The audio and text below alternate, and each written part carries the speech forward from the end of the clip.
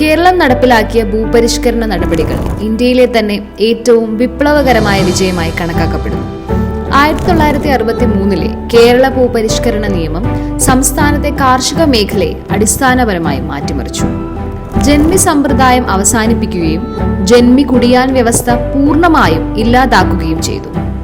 ഒരിക്കൽ അനീതിയും അനിശ്ചിതത്വവും നിറഞ്ഞ കാർഷിക വ്യവസ്ഥയിൽ അകപ്പെട്ടിരുന്ന കർഷക കൂലിപ്പണിക്കാർക്ക് ഈ നിയമം ഭൂമിയുടെ ഉടമസ്ഥാവകാശം നൽകി. എന്നാൽ 60 വർഷങ്ങൾക്ക് ശേഷം കേരളം വീണ്ടും ഒരു നിർണായക വഴിത്തിരിവിലാണ്. ഒരു പുതിയ ചോദ്യമാണ് ഇപ്പോൾ നമ്മെ അഭിമുഖീകരിക്കുന്നത്. ഒരു കാലത്ത് കർഷകരെ ശക്തരാക്കിയ അതേ നിയമം തന്നെ ഇന്ന് അവരുടെ പ്രവർത്തനങ്ങളെ നിയന്ത്രിക്കാൻ തുടങ്ങുന്നുവോ?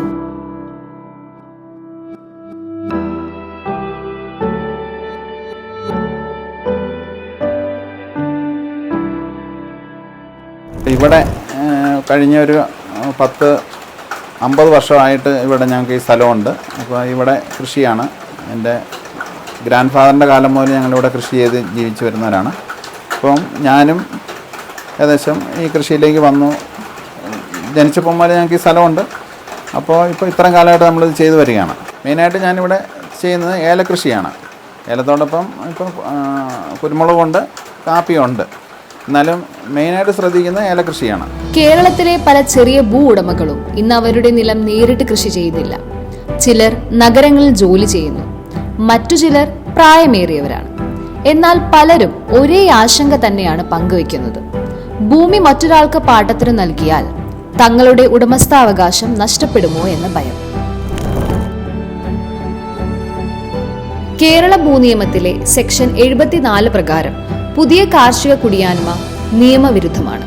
അഥവാ ഭൂമി ഔദ്യോഗികമായി പാട്ടത്തിന് നൽകുന്നത് നിയമപരമായി അസാധുവാണ്. അന്നത്തെ കാലത്ത് കർഷകരെ സംരക്ഷിക്കുകയും സമത്വം ഉറപ്പാക്കുകയും ചെയ്യുന്നതിനായി കേരള ഭൂപരിഷ്കരണ നിയമം വഴി കുടിയാന്മാർക്ക് ഭൂമി കൈവശാവകാശവും ഒരു വ്യക്തിക്ക് പരമാവധി കൈവശം വെക്കാവുന്ന വസ്തു നിജപ്പെടുത്തുകയും ചെയ്തു. എന്നാൽ ഇന്ന് ഈ വ്യവസ്ഥകൾ ചില ഭൂ ഉടമകളിൽ അവരുടെ ഉടമസ്ഥാവകാശങ്ങളെ പറ്റി ആശങ്കകൾ സൃഷ്ടിച്ചിരിക്കുന്നു. ഭൂപരിധി നിയമം ഭൂമിയെ ചെറിയ ചെറിയ ഭാഗങ്ങളായി വിഭജിച്ചതുമൂലം വലിയ തോതിലുള്ള യന്ത്രവൽക്കരിച്ച കൃഷിക്ക് ആവശ്യമായ ഭൂമിയുടെ ഏകീകരണം ബുദ്ധിമുട്ടായി. 1960-കളിൽ ഈ സംരക്ഷണങ്ങൾ വിപ്ലവകരമായിരുന്നു. എന്നാൽ ഇന്ന് ഈ നിയമത്തിന്റെ അപ്രതീക്ഷിത പ്രത്യാഘാതങ്ങൾ സംസ്ഥാനത്തെ കാർഷിക പ്രവർത്തനങ്ങളെ നിയന്ത്രിക്കുന്നതായി കാണാം. കർഷകനെ കൃഷി ചെയ്യാനായിട്ട് സ്ഥലം എടുക്കാൻ ചെല്ലുമ്പോൾ നമുക്ക് ലീസിന് എടുക്കേണ്ടി വരുമ്പോൾ, അപ്പം യഥാർത്ഥത്തിൽ ഈ നമ്മുടെ ലീഗലായിട്ട് കൃഷിഭൂമി ലീസിന് എടുക്കാൻ ഇപ്പോഴും സാധാരണ കർഷകന് പറ്റുന്നില്ല. ഏതെങ്കിലുമൊക്കെ ഒരു എഗ്രിമെൻറ്റുമൊക്കെ ഉണ്ടാക്കി ഒരു 50 രൂപ പത്രത്തിലോ അല്ലെങ്കിൽ ഒരു സ്റ്റാമ്പ് പേപ്പറിലോ എഴുതി ഒപ്പിട്ടാണ് പലപ്പോഴും കർഷകർ ഭൂമി പാട്ടത്തിനെടുക്കുന്നത്. നിയമപരമായി അംഗീകാരമില്ലാത്തതിനാൽ കർഷകർ പലപ്പോഴും അനിശ്ചിതത്വത്തിലാണ് പ്രവർത്തിക്കുന്നത്. കുടിയാന്മ തെളിയിക്കാൻ രേഖകളില്ലാത്തതിനാൽ ബാങ്ക് വായ്പകൾ ലഭിക്കാൻ ബുദ്ധിമുട്ടാണ്.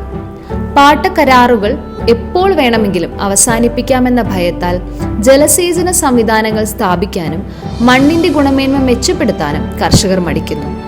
മിക്ക കരാറുകളും 1 വർഷം വീതം പുതുക്കപ്പെടുന്ന രീതിയിൽ ചുരുങ്ങിയ കാലത്തേക്കുള്ളവയാണ്. ഇതിന്റെ ഫലമായി ദീർഘകാല കാർഷിക പദ്ധതികൾ രൂപപ്പെടുത്തുന്നത് ബുദ്ധിമുട്ടാകുന്നു. അതിന്റെ പ്രതിഫലനം ഉൽപാദനക്ഷമതയിലും കാണാം.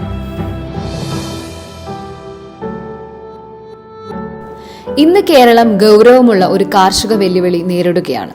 കൃഷിയില്ലാതെ കിടക്കുന്ന ഭൂമിയുടെ വിസ്തൃതി വർദ്ധിച്ചുകൊണ്ടിരിക്കുന്നു. അടുത്ത കാല കണക്കുകൾ പ്രകാരം 1,13,000 ഹെക്ടറിൽ കൂടുതൽ ഭൂമി കൃഷിയില്ലാതെ കിടക്കുന്നു. നമ്മുടെ അടുത്ത് തന്നെ പല സ്ഥലങ്ങളും ആൾക്കാർ കൃഷി ചെയ്യാതെ ഉപേക്ഷിച്ച രീതിയിൽ കിടക്കുകയാണ്. അപ്പോൾ ഇങ്ങനെ കിടക്കുന്ന സ്ഥലങ്ങളിലെല്ലാം വന്യമൃഗങ്ങളുടെ ആവാസ വ്യവസ്ഥയാക്കി മാറ്റി. അപ്പം ഇതിൻ്റെ നടുക്ക് കൃഷി ചെയ്യുമ്പോൾ തീർച്ചയായിട്ടും ഈ വന്യമൃഗങ്ങളുടെ ആക്രമണം ഉണ്ടാകുന്നുണ്ട്. ആന ചവിട്ടി കുറേ ഏലം ചെടികൾ എനിക്ക് ഓരോ വർഷവും നശിച്ച് പോകുന്നുണ്ട്. പിന്നെ അതുപോലെ തന്നെ മ്ലാവ് എന്ന് പറയുന്ന ഈ മ്ലാവിൻ്റെയൊക്കെ കൊമ്പുടക്കി ഏലത്തിൻ്റെ തട്ടകളെല്ലാം ഒടിച്ച് കളയും. കാട്ടുപന്നി ഇറങ്ങി കുറേ ഏലച്ചെടികൾ കുത്തിമറിച്ച് കളയും. അപ്പോൾ എൻ്റെ ഒരു അനുഭവത്തിലൊരു 5 to 10% എനിക്ക് പ്രൊഡക്ഷൻ ഓരോ വർഷവും ക്രോപ്പ് നഷ്ടപ്പെട്ടുകൊണ്ടാണ് ഇരിക്കുന്നത്. ഇന്ത്യൻ ഭരണഘടനാ പ്രകാരം ഭൂമി സംസ്ഥാന ഗവൺമെന്റുകൾ കൈകാര്യം ചെയ്യുന്ന വിഷയമാണ്. അതായത് പ്രാദേശിക സാഹചര്യങ്ങൾ അനുസരിച്ച് ഭൂനിയമങ്ങൾ രൂപപ്പെടുത്താനും പരിഷ്കരിക്കാനും ഓരോ സംസ്ഥാനത്തിനും അധികാരമുണ്ട്.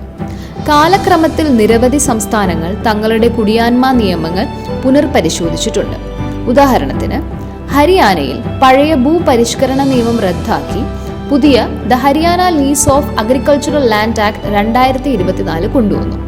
ഈ നിയമം നിശ്ചിതകാല കൃഷി ആവശ്യത്തിനുള്ള പാട്ടക്കരാറുകൾക്ക് നിയമപരമായ സംരക്ഷണം നൽകുന്നു. കർണാടകയിൽ പരമാവധി കൈവശം വയ്ക്കുന്ന ഭൂപരിധി വർദ്ധിപ്പിക്കുകയും ചില ഉടമസ്ഥാവകാശ നിയന്ത്രണങ്ങളിൽ അയവ് വരുത്തുകയും ചെയ്തിട്ടുണ്ട്. ഇതിലൂടെ കാർഷിക പ്രവർത്തനങ്ങൾക്ക് കൂടുതൽ സൗകര്യം ലഭിച്ചു. ആന്ധ്രാപ്രദേശിൽ Andhra Pradesh crop cultivator rights act 2019 നടപ്പിലാക്കി. ഈ നിയമത്തിലൂടെ ക്രോപ്പ് കൾട്ടിവേറ്റർ റൈറ്റ്സ് കാർഡ്സ് എന്ന സംവിധാനം കൊണ്ടുവന്നു. ഇത് ഭൂവുടമകളും കർഷകരും തമ്മിലുള്ള ബന്ധം കരാർ അടിസ്ഥാനത്തിൽ ഔദ്യോഗികമാക്കി. പരിഷ്കരണം എന്നത് നിയന്ത്രണങ്ങൾ പൂർണ്ണമായി ഒഴിവാക്കലല്ല, മറിച്ച് ഉടമസ്ഥാവകാശം സംരക്ഷിക്കുന്നതും ചൂഷണം തടയുന്നതും അതേസമയം സുരക്ഷിതവും നിശ്ചിതകാല പരിധിയുള്ളതുമായ പാട്ടക്കരാർ സംവിധാനം കൊണ്ടുവരുന്നതുമായിരിക്കണം. ഈ ഉദാഹരണങ്ങൾ വ്യക്തമാക്കുന്നത് സമത്വപരമായ പരിഷ്കരണം സാധ്യമാണെന്ന് മാത്രമല്ല, അത് ഇതിനകം നടപ്പിലാക്കപ്പെട്ടുകൊണ്ടിരിക്കുന്നു എന്നതുമാണ്.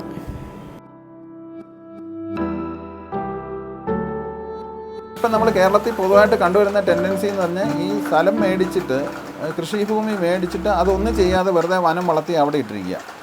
ചെറുപ്പക്കാരും നാട്ടിൽ നിൽക്കുന്നില്ല, എല്ലാവരും വിദേശ രാജ്യങ്ങളിലേക്കും മറ്റുമൊക്കെ പോവുകയാണ്.